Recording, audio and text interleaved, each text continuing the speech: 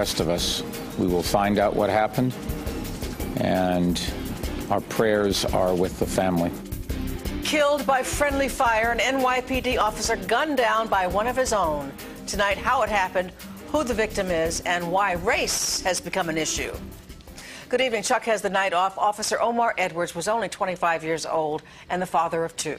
Tonight, as the department mourns his loss, it's also under scrutiny once again because the shooting officer was white and Edwards was black. We begin our team coverage with exactly what happened last night on the corner of East 125th and 2nd Avenue.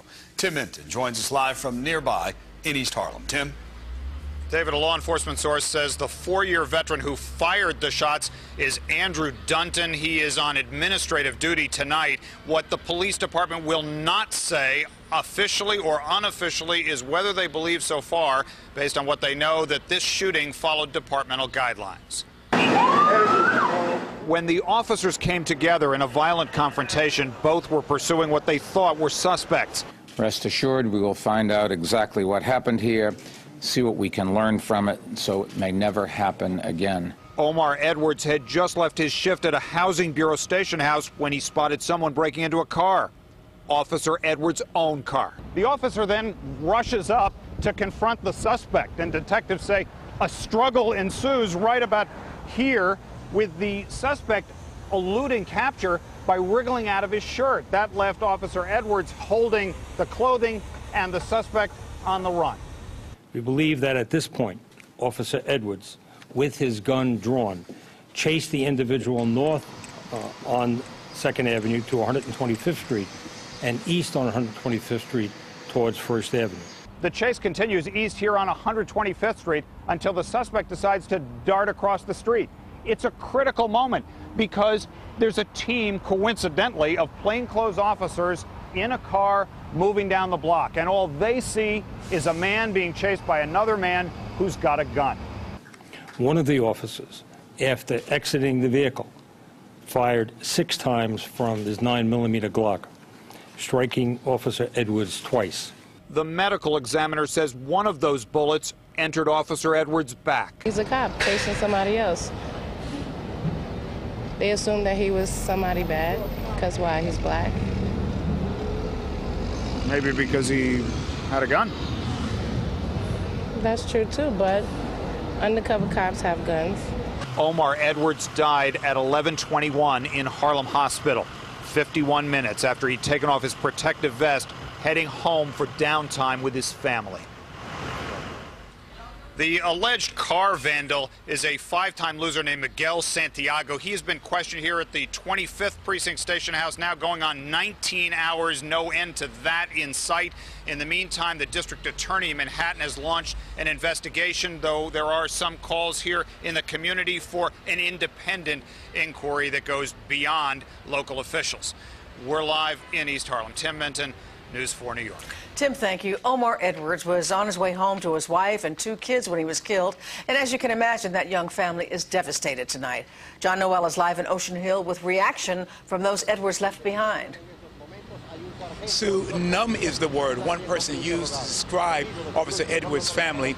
It was just a month ago they celebrated his marriage. Now tonight they're preparing for his funeral. For the father of slain NYPD Officer Omar Edwards, this day is one of excruciating pain mixed with wonderful memories. He was a wonderful, wonderful child. For me, he was small.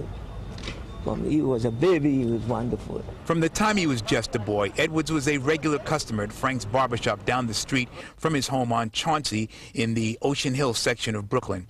His barber says he heard on the news last night about the police officer who had been shot, but it wasn't until this morning that he found out who that officer was. No, I didn't want to believe it because I just felt that this guy was a real good guy, that this shouldn't have happened to him because he's at the beginning of his career, and I believe that his career and his life was snuffed out by mistake, you know, and you know, like I said, I wish they could set up some system where this won't happen again. That's all. My heart goes out to his family. On the internet gathering site Facebook, tributes to Edwards are pouring in. Longtime friends say from his days in high school, Edwards always talked about wanting to be a police officer and was thrilled when he graduated from the academy 2 years ago. That he is gone at age 25 has people who knew him grieving and disbelieving at the same time. I haven't seen yet, but you know, we just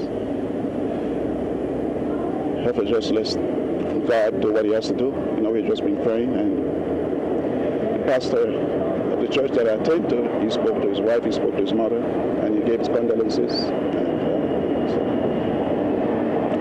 we're trying to contact the rest of his friends and family, and we'll take it from there. When asked about the way he died, family members and friends told me they want to hear more before they comment. Reporting live in Brooklyn, John Noel, News 4 New York. John, thank you. We're also learning more tonight about the police officer that fired the deadly shots. His name is Officer Andrew Dunton, seen here in his high school yearbook picture. 30-year-old Dunton has been on the force for 4.5 years.